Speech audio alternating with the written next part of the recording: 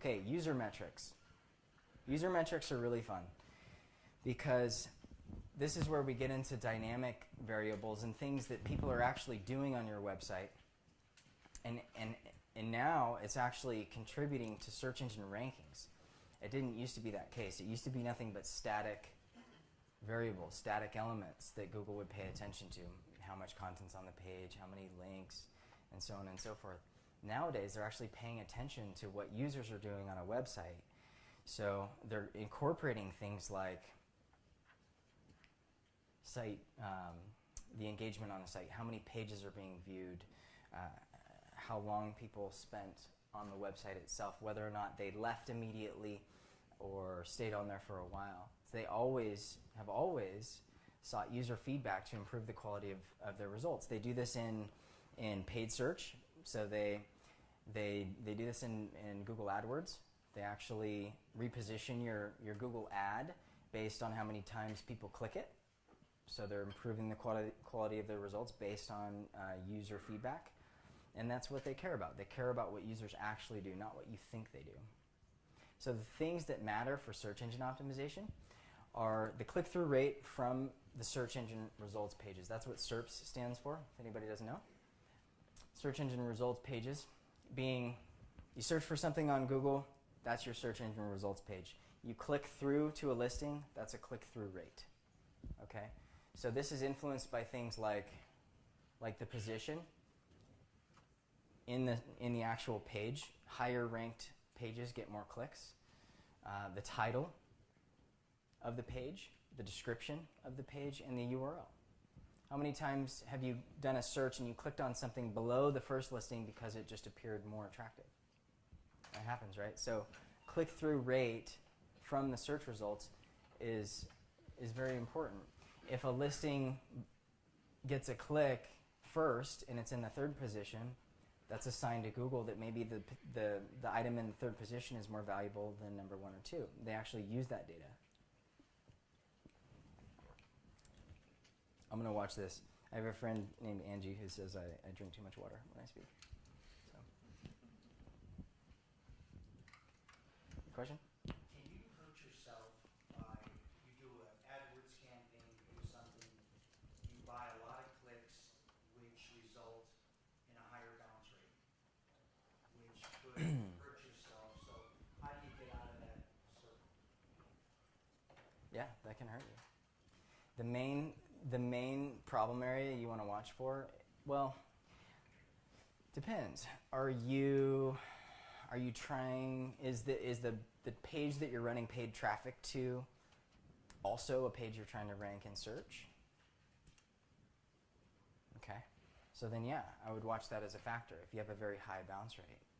But what is the bounce rate? That would be my question. If it's below 50%, I wouldn't worry about it too much. If it's above 60%, 39% is actually average for top ranking URLs. That may seem high, but if you think about our attention spans, a lot of people just, bounce. It is something to think about though, because they're now looking at user metrics for a given page. 11 seconds. Yeah, so if I land on your site and leave within 11 seconds, that's considered a bounce. Time on site is very important. So clicking through to the site, how much time do I spend on the site? This is influenced by content length, the amount of resources that are there, media, conversion elements, things like that.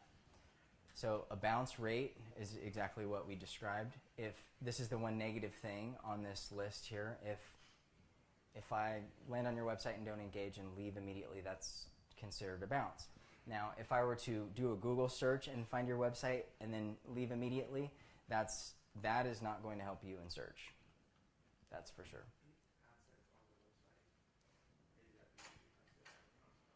AdSense? The question is, I'll repeat questions. I just realized that I probably should do that. The question is, if somebody lands on the website and clicks an AdSense ad immediately, is that considered a bounce? No. Did they come from search? No, because they clicked a resource on your page. So a bounce is essentially the back button. So that's more like a hop. So if you're funneling visitors to your site and they're finding resources that they want, and then they don't immediately go back and research on Google, you've accomplished what's called user accomplishment, which is the main function of the search engine. So that's good. You can see how there's all these, varying criteria. It's very interesting. So this is this is a graph provided by Search Metrics. These are ranking positions right here. And this is the click-through rate per position. So that's a 30% mark. So that's essentially 32% of people on any given search are clicking the first listing. Then it drops down to about 15% in the second listing, 10% in the third listing, less than 10%, and all the way down to below 5% in the fifth position. A lot of you thinking about this are probably having a shocker because you're number 4 on Google, and you think you're getting all the traffic from your search terms that have thousands of searches. Newsflash, you're only getting about less than 10%. So it's important to understand that. The first position has a lot of value. We value it. So there's some interesting conclusions that can be drawn from this. One is that, the obvious one, higher ranked sites get more traffic.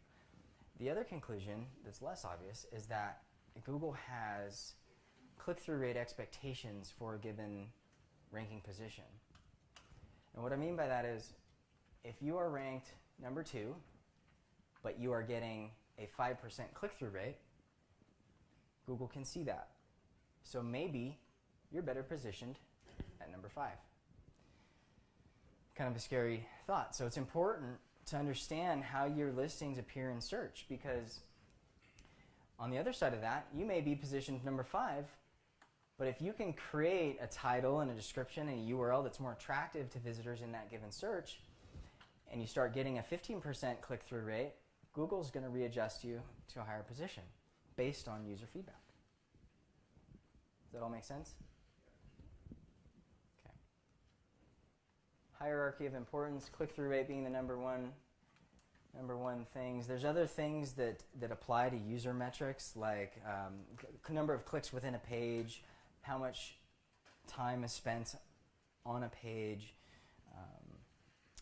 comments on content. So any actions that people take on your website are really important. Navigational searches are something that we're not going to talk a whole lot about, but a navigational search for your business might look like your business name, and this is a Google search, your business name space products, or your business name space contact page. That's essentially a navigational search. Google can see that stuff, and it counts in your favor from a branding and SEO perspective.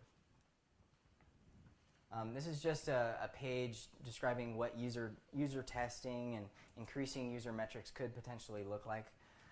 It's important to understand your search environment first and foremost, so that you can get a good feel for what your visitors are doing, the nature of your visitors, the nature of the other content that is out there.